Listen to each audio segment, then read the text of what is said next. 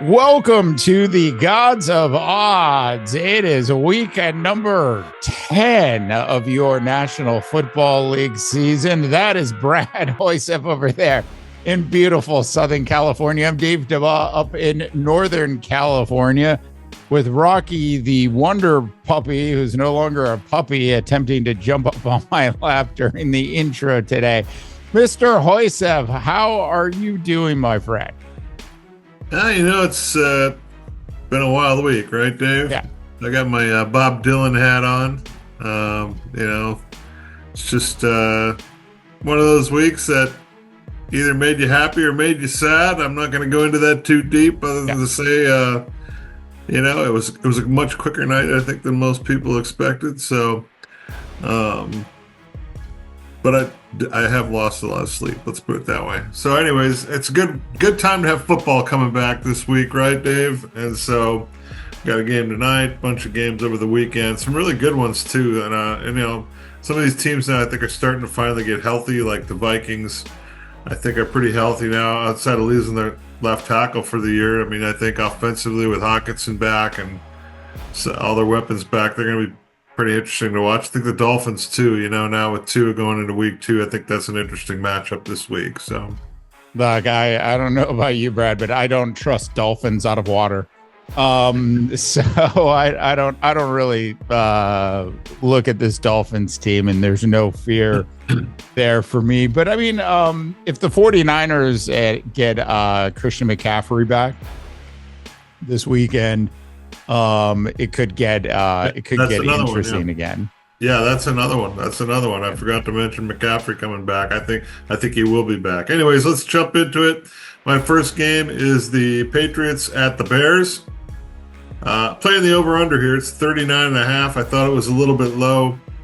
I think both defenses are okay, but I think Patriots have maybe found something with their quarterback situation there. I think that the quarterback Drake May has showed some nice things, and they are what they're playing at. They're playing in Chicago. Weather should be okay. I think Caleb Williams is ready for a bounce back week. You and I have talked about this many times. We sent a billion texts back and forth.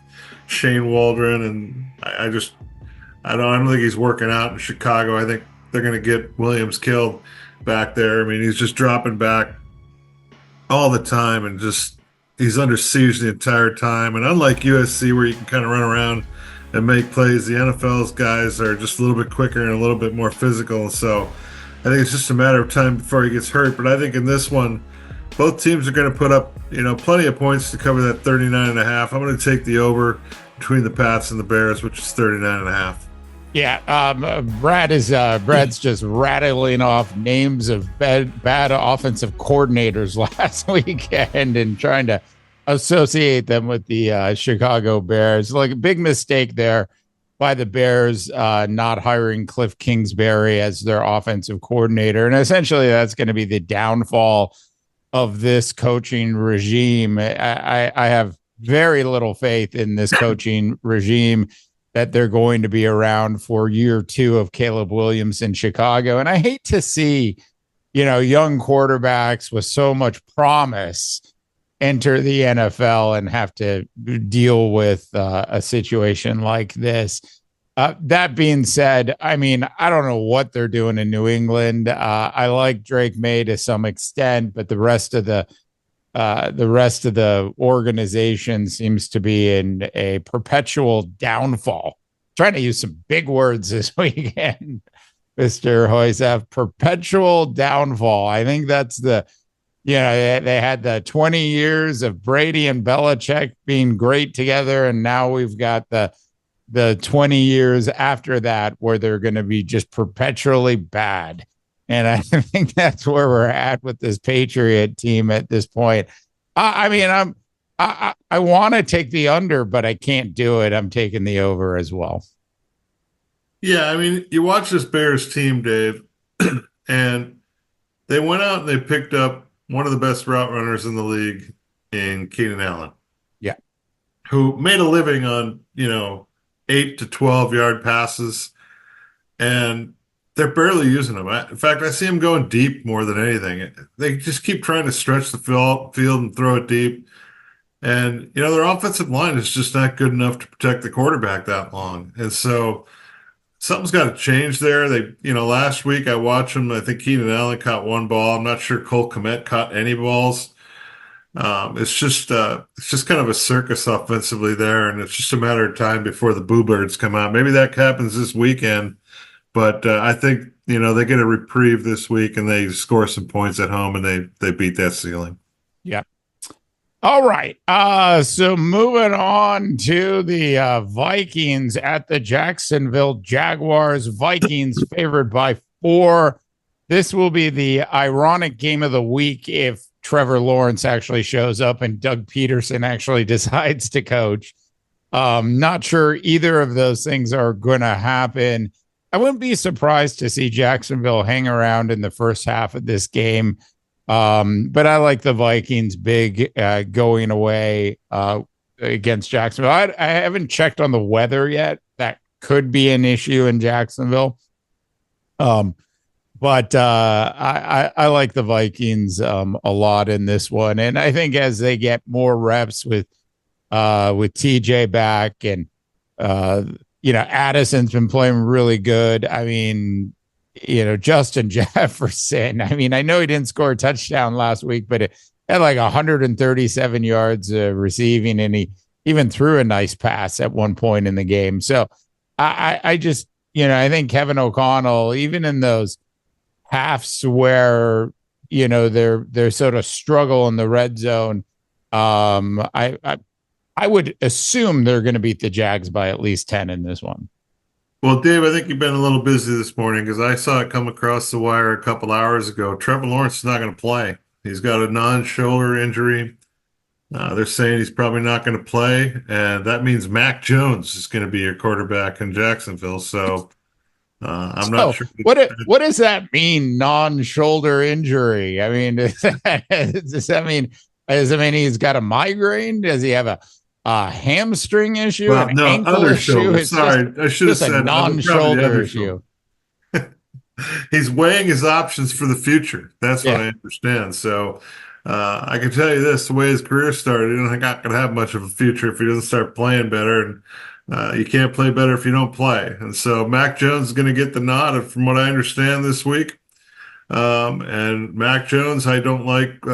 Probably less than I like Trevor Lawrence. So I'm right there with you. I think the Vikings are an easy winner this week at Jacksonville. It's 4. I thought that was really light. Here's the odd part about this, Dave.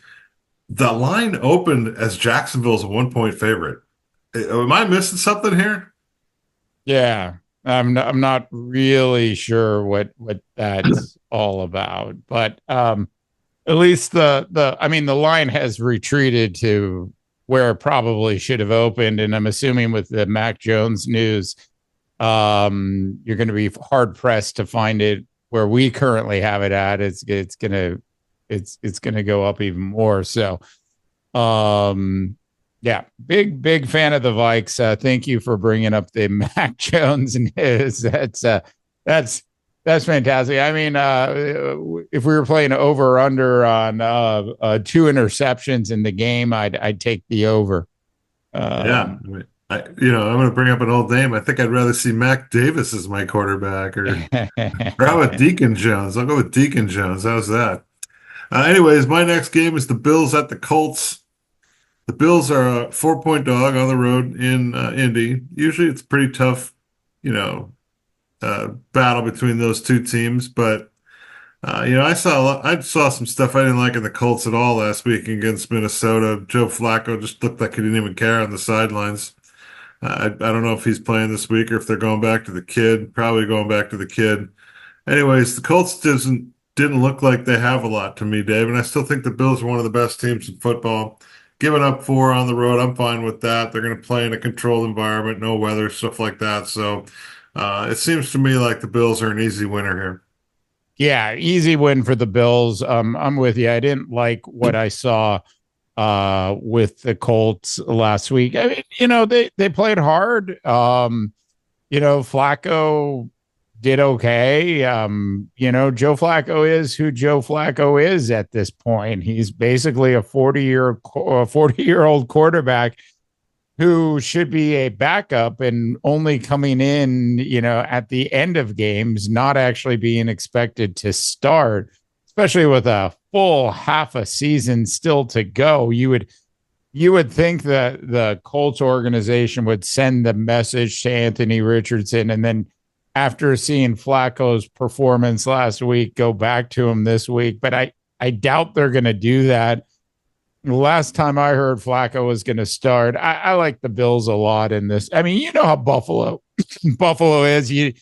It's like Forrest Gump's box of chocolates. You never really know what you're going to get when you open it. But one thing's for sure, when you do open it, there's still going to be chocolate in there. And in this case, the Bills are look, the Bills are going to win this game. There's just too much talent on that team.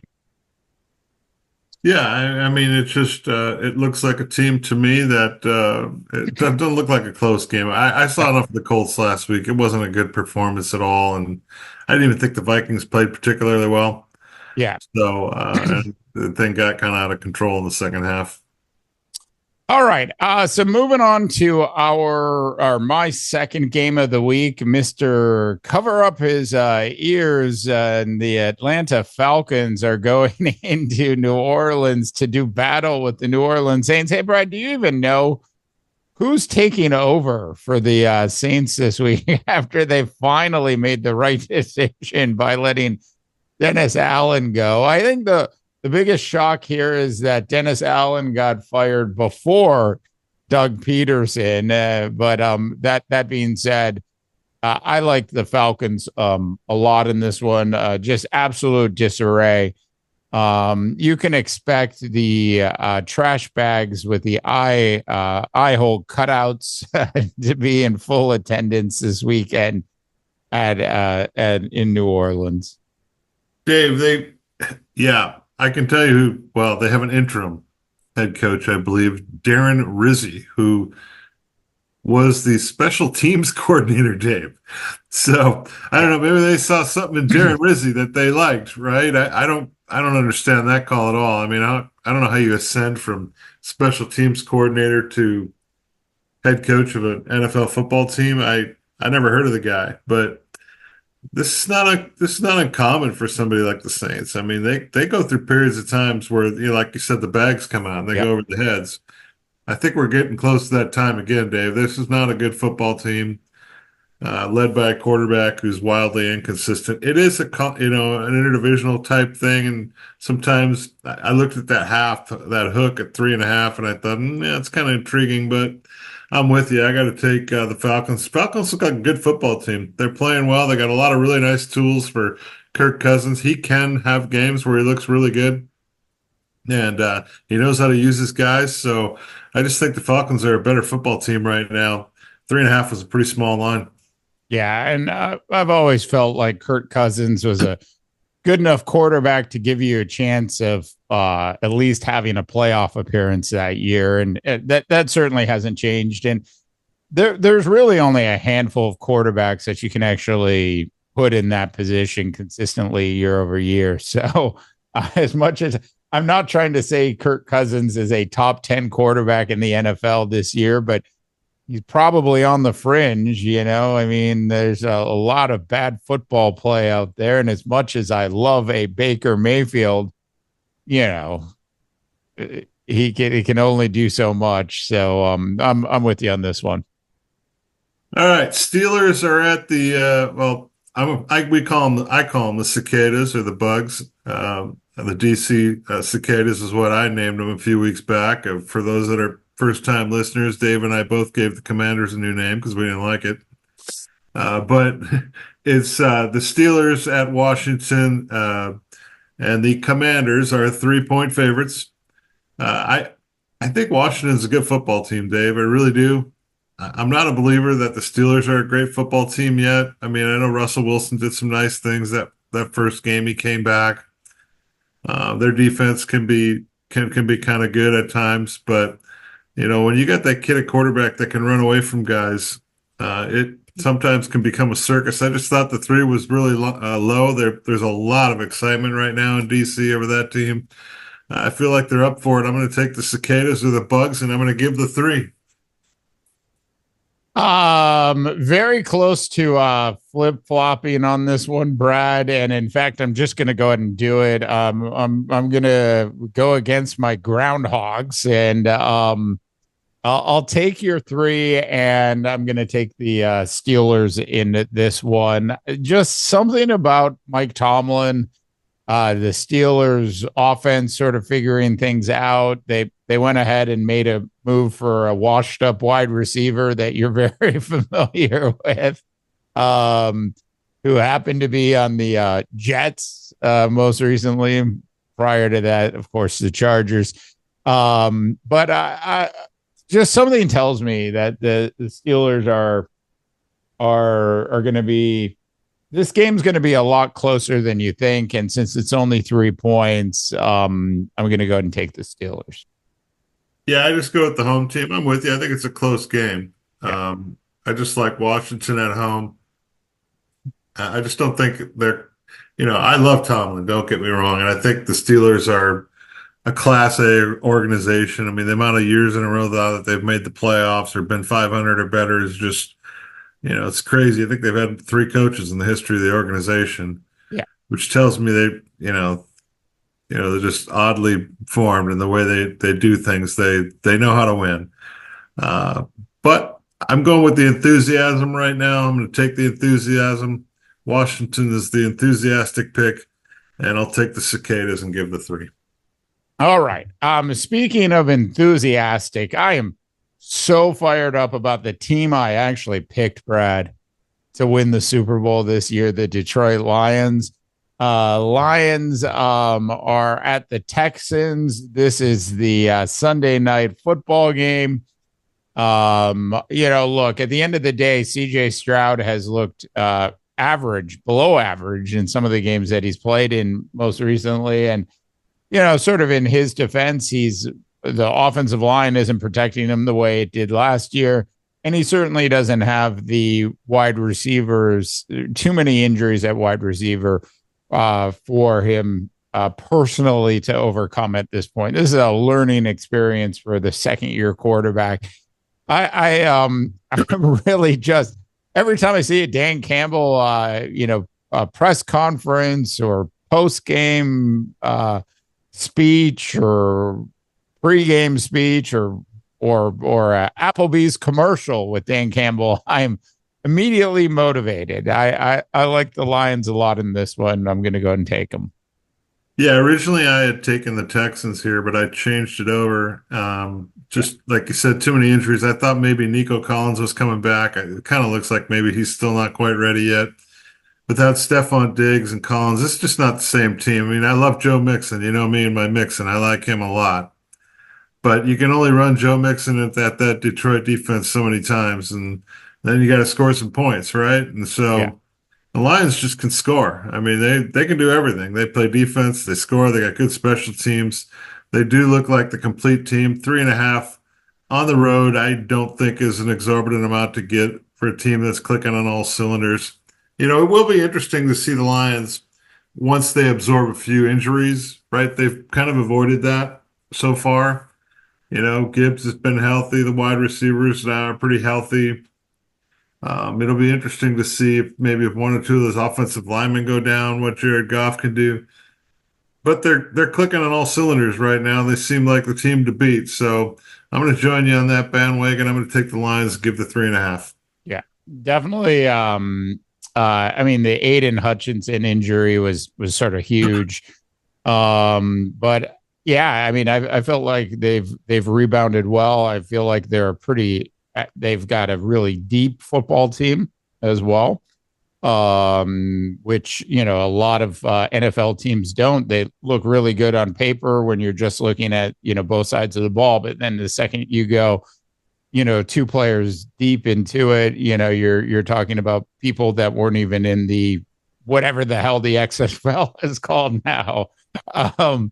So I like the Lions a lot in this one. All right, going to my next game. It is another team that's playing pretty good football right now. The Eagles are at the Cowboys, and the Eagles are 7.5 point favorites in Dallas. Seems like a big number, but I'm going to take the Eagles. I just think this Dallas team is in big trouble, Dave. Now they're going to go into Cooper Rush at quarterback after Dak Prescott got hurt. Um, you know, Rico Dowdle's an okay running back. CeeDee Lamb's questionable. There's just not a lot there to get excited about, and they're playing a Philly team that seems to be starting to figure things out a little bit. Remember how Philly finished last year? The defense was terrible. They've improved that. The offense is starting to move. I'm going to give that 7.5 again. I'm just riding that wave of emotion. I think Philadelphia is starting to put things together, and I think Dallas is in big trouble. I think Mike McCarthy is very, very much on the short list. No, Mike McCarthy is gone after this season. They'll probably keep him through the season because that's just sort of who they are. They went ahead and made a trade for a wide receiver a couple days ago at the trading deadline. This is the Dallas Cowboys did, but I mean, and I like Cooper Rush. I mean, I think he's fine, but I just think there's a lot of holes there. This really wasn't about Dak Prescott necessarily. A couple, handful of plays I'm sure Dak would like to have back, but it's just the overall depth of this Dallas Cowboy team has been the problem, and the fact that they didn't address the running game in any real way at all. It's one thing to bring in retread running backs who are at the end of their careers later, but to actually open up the season with that, it just didn't make a ton of sense. And clearly that was the problem with this Dallas Cowboy offense, at least out of the gate. So, it is what it is. I mean, I'm surprised the Eagles are where they're at this point. I really am. But the cool thing about it is maybe we'll get another year of Nick Sirianni out of it. So I'm with you. Yeah, I mean, I look at this Cowboys team, and you talked about it for a couple of years, like they had back-to-back 10-win seasons or something like that. But this team they got old in a hurry up front, and they're getting old. You got to wonder what Dak Prescott's future is there, really, because hasn't played very well. CeeDee Lamb is, I think he's an overrated player, frankly. I mean, I can't believe the money that he scored on that deal. I understand he had a good year last year, but I'd like to see a guy lift his team, put it on their shoulders, and he hasn't done that. And so you can blame that on Prescott. Maybe it's a little bit of both, but I just feel like the Cowboys are severely going in the wrong direction right now. That's a team in trouble. Normally, Jerry Jones doesn't fire guys mid-season, Dave. You and I both know that. This is the one oddball thing where I think there's an opportunity there, and I think he might do it, to be honest. Oh, it would have to be McCarthy that asked for it. It's not something that they would want to do. They'd much rather just run out the remaining days of the contract at this point. But like McCarthy would have to go into Jones's office and basically use some unchoice words to get himself canned. Well, now I know that you got a very close relationship there with Jerry Jones. You've had a chance to rub shoulders with Jerry a couple times, so I don't know. Maybe you got that inside on your speed dial with Jerry. Not me personally necessarily, but I know some people that do. And I'd be very surprised to see them, let them go during this season. But anyways, speaking of bad coaching, Todd Bowles is at home this weekend against the San Francisco 49ers. Whether or not Christian McCaffrey plays, I am actually going to take the 49ers in this one. It's pretty easy for me to say that. 5.5 points. I'm happy to give it up. I absolutely love the gutty performance that I saw Baker Mayfield give on Monday Night Football. It's just not enough And I think the 49ers are going to win this. And like, this is the easiest game of the week for me. Yeah, I mean, there's some people that say Shanahan's not a good coach either, Dave. So, I've never had a big love affair with Shanahan. I'm not quite sure he's as good as everybody's chalked him up to be, but I do believe when you get Christian McCaffrey back, you look a lot better as a coach. And my feeling is McCaffrey's going to play. There was a comment from Shanahan that he's got no pain or something like that. He said to the media, which tells me he's probably going to play. You know how this is though this year. These guys, these coaches are really playing around with this injury list Yeah. thing. It seems like something weird going on there. It happens every single week where, all of a sudden the guy at the last second, like who was it? Puka Nakua a couple of weeks ago came back. Nobody even knew he was going to play. And 2 hours before the game, he's suddenly cleared and he's ready to go. I kind of feel like that's what's going to happen here with McCaffrey. It will be interesting to see what the Niners can do with a full setup, out there on the field. There's still some question marks at both wide receiver spots with Deebo Samuel and Shawan Jennings. Now they're both listed as questionable, but they're both kind of, it seems, on the right side of plan. It's one of those games I would probably hold off on until closer to Sunday, but I'm with you. If I got to choose it now, I'm going to take the Niners. I'm going to give the 5.5. Yeah, I completely agree with you. I mean, I would hate to have Kyle Shanahan as the head coach of my football team. I mean, how many times has he lost a Super Bowl as a head coach? I mean, yeah, at least being able to navigate through, winning season after winning season, being able to do it with different defensive coordinators.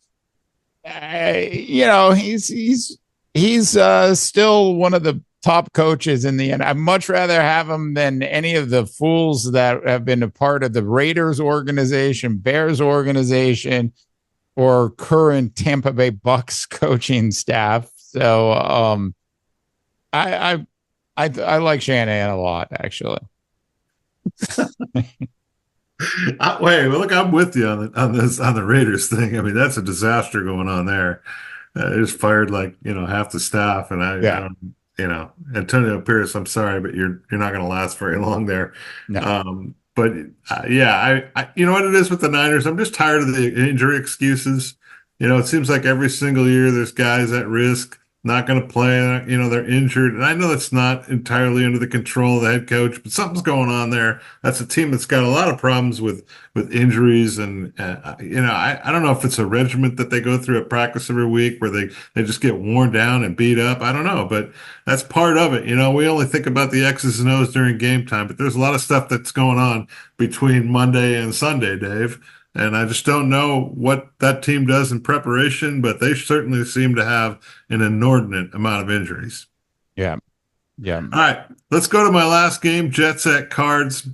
The over-under is 46. I'm going to play the under in this one, Dave. I think both teams are not very good offensively, and I think they're both better than people think defensively. The Jets are, Aaron Rodgers' thing has not proved to be a lot of value offensively. Maybe they're just starting to figure each other out now that he's got a full arsenal there.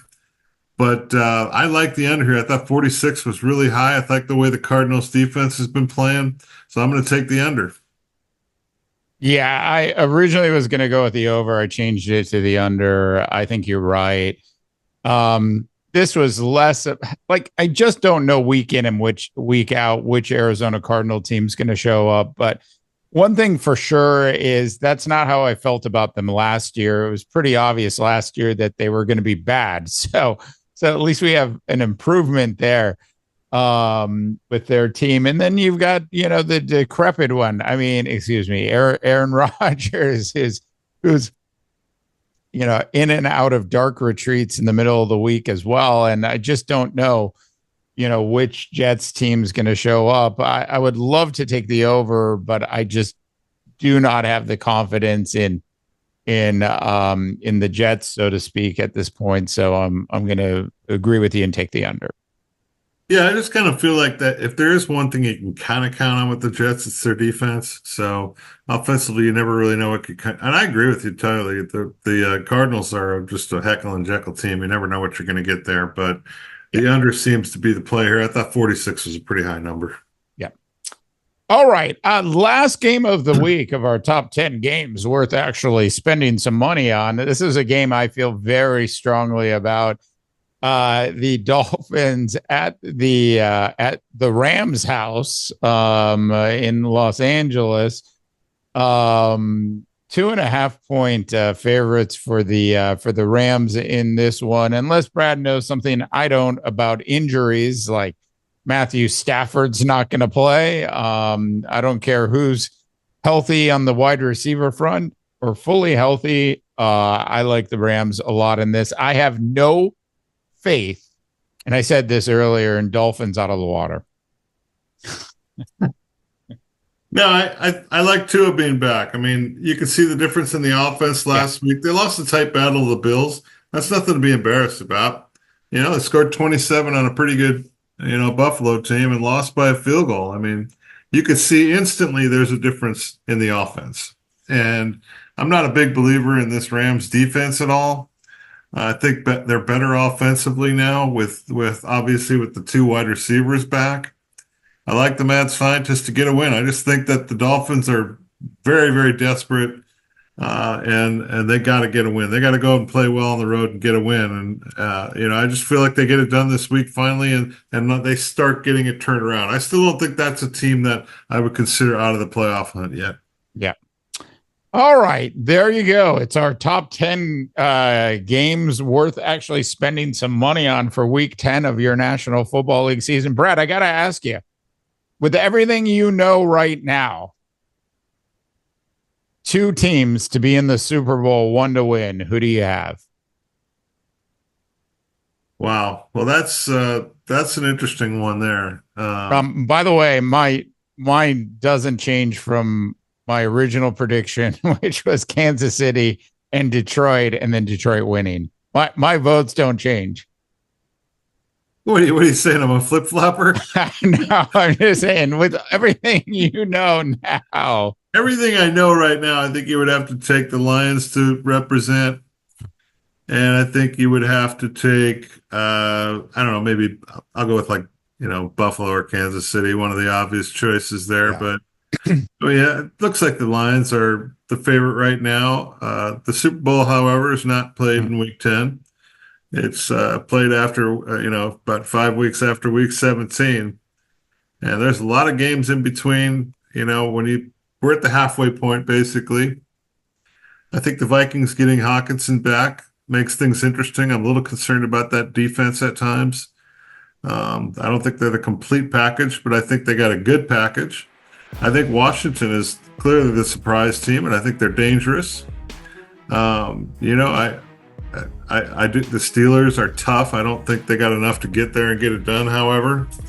And then you always got those pesky Chiefs who just keep winning football games. And as long as you got that guy that can win a game in the final 2 minutes, I'll take him. I'm going to take the Kansas City Chiefs, Dave, to beat your Detroit Lions in the Super Bowl. But that is subject to change over the next 12 weeks. How's that? All right. Well, we'll check in again in a week or two and see if anything's changed there. I like how you're giving the Buffalo Bills a little respect as well. One team that won't be winning it is the Raiders, but I want to mention, everybody's talking about, the kid out in Washington, the quarterback, and everybody's talking about, how about the kid in Denver? Playing pretty good football. I mean, I don't think they're going to surprise anybody and win anything big, but I really like what Bo Nix is doing in Denver. I think he's he's kind of the guy nobody's talking about, don't you think? I think Bo Nix is sort of the less talented version of Derek Carr. Oh, come on now. I think he's more in line. I think if he keeps playing like he is, Dave, he's more in line to be another former Peyton guy, Sean Payton, that is, and the guy that played for the Chargers and the Saints. Yeah, it's just like Derek Carr struggles to throw the deep ball or struggles to do anything off play. So, any sort of real improvisation just doesn't happen with Carr in any real way. And Bo Nix in his defense is a little bit better at that. I just need to see more down the field passes from him, but he's just a kid. They don't have great weapons around him right now. I mean, give him Terry McLaurin, who the other guys got, and I like him a lot more, right? I just feel like they've made a pretty nice turnaround there in Denver. They were a terrible team 2 years ago, and I think the kid has a lot to do with it. I like his enthusiasm. I think Sean Payton is a good coach, and he's going to coach him up. He'll be a lot like Drew Brees here in a year from now. A lot more like Drew Brees than the kid playing in Indianapolis, that's for sure. I always say, just give me scary Terry McLaurin and I could be a champion too. Okay. All right. Very good points, Brad. We got to get out of here.